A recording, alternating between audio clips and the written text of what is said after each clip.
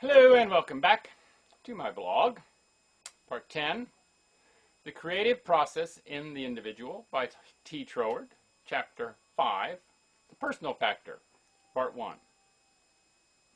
I have already pointed out that the presence of a single all-embracing cosmic mind is an absolute necessity for the existence of any creation whatever, for the reason that if each individual mind were an entirely separate center of perception, not linked to all other minds by a common ground of underlying mentality, independent of all individual action, then no two persons would see the same thing at the same time. In fact, no two individuals would be conscious of living in the same world. If this were the case, there would be no common standard to which to refer our sensations, and indeed, coming into existence with no consciousness of environment except such as we could form by our own unaided thought, and having, by the hypothesis, no standard by which to form our thoughts, we could not form the conception of any environment at all, and consequently could have no recognition of our own existence. The confusion of thought involved even in the attempt to state such a condition shows it to be perfectly inconceivable, for the simple reason that it is self-contradictory and self-destructive. On this account, it is clear that our own existence and that of the world around us necessarily implies the presence of a universal mind acting on certain fixed lines of its own, which establish the basis for the working of all individual minds. This paramount action of the universal mind thus sets an unchangeable standard by which all individual mental action must eventually be measured. And therefore our first concern is to ascertain what this standard is, and to make it the basis of our own action. But if the independent existence of a common standard of reference is necessary for our self-recognition, simply as inhabitants of the world we live in, then a fortiori, a common standard of reference is necessary for our recognition of the unique place we hold in the creative order, which is that of introducing the personal factor, without which the possibilities contained in the great cosmic laws would remain undeveloped, and the self-contemplation of spirit could never reach those infinite unfoldments of which it is logically capable. The evolution of the personal factor is therefore the point with which we are most concerned. As a matter of fact, whatever theories we may hold to the contrary, we do all realize the same cosmic environment in the same way. That is to say, our minds all act according to certain generic laws which underlie all our individual diversities of thought and feeling. This is so because we are made that way and cannot help it. But with the personal factor, the case is different. A standard is no less necessary, but we are not so made as to conform to it automatically. The very conception of automatic conformity to a personal standard is self-contradictory, for it does away with the very thing that constitutes personality, namely freedom of volition, the use of the powers of initiative and selection.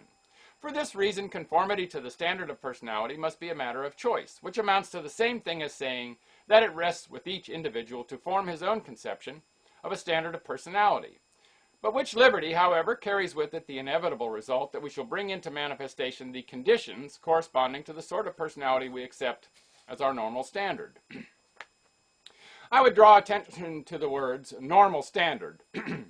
What we shall eventually attain is not what we merely wish, but what we regard as normal. The reason is that since we subconsciously know ourselves to be based upon the inherent law of the universal mind, we feel, whether we can reason it out or not, that we cannot force the all-producing mind to work contrary to its own inherent qualities. And therefore we intuitively recognize that we cannot transcend the sort of personality which is normal according to the law of universal mind. This thought is always at the back of our mind, and we cannot get away from it for the simple reason that it is inherent in our mental constitution. Because our mind is itself a product of the creative process, and to suppose ourselves transcending the possibilities contained in the originating mind would involve the absurdity of supposing that we can get the greater out of the less. Nevertheless, there are some who try to do so, and their position is as follows. They say, in effect, I want to transcend the standard of humanity as I see it around me. But this is the normal standard according to the law of the universe. Therefore, I have to get above the law of the universe. Consequently, I cannot draw the necessary power from that law, and so there is nowhere else to get it except from myself. Thus the aspirant is thrown back upon his own individual will as the ultimate power, with the result that the onus lies on him of concentrating a force sufficient to overcome the law of the universe. There is thus continually present to him a suggestion of struggle against a tremendous opposing force, and as a consequence he is continually subjecting himself to a strain which grows more and more intense as he realizes the magnitude of the force against which he is contending.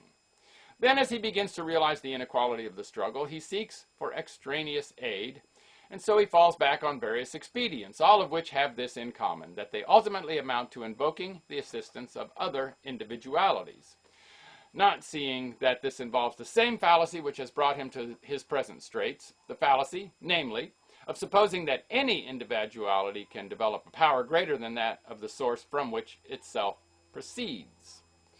The fallacy is a radical one, and therefore all efforts based upon it are foredoomed to ultimate failure, whether they take the form of reliance on personal force of will, or magical rites, or austerity practiced against the body, or attempts by abnormal concentration to absorb the individual in the universal, or the invocation of spirits, or any other method.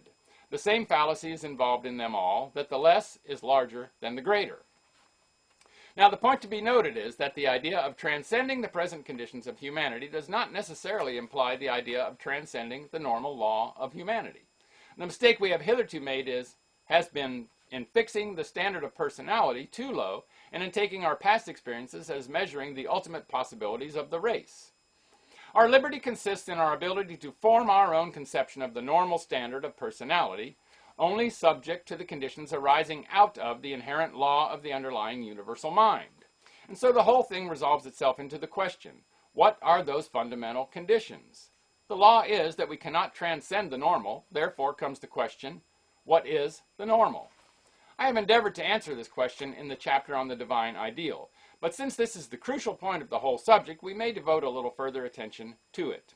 The normal standard of personality must necessarily be the reproduction in individuality of what the universal mind is in itself, because, by the nature of the creative process, this standard results from spirit's self-contemplation at the stage where its recognition is turned toward its own power of initiative and selection.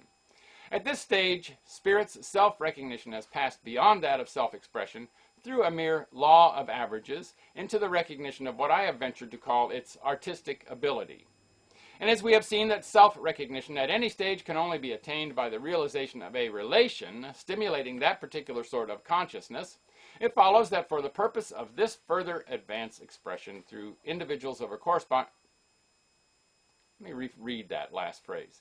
It follows that for the purpose of this further advanced expression through individuals of a corresponding type is a necessity. Then, by the law of reciprocity, such beings must possess powers similar to those contemplated in itself by the originating spirit. In other words, they must be in their own sphere the image and likeness of the spirit as it sees itself. Sorry for the rereading of that one phrase, but I don't think it was coming out right, all right? And I don't want to reread the whole thing. So more tomorrow. Make it a great day, and bye for now.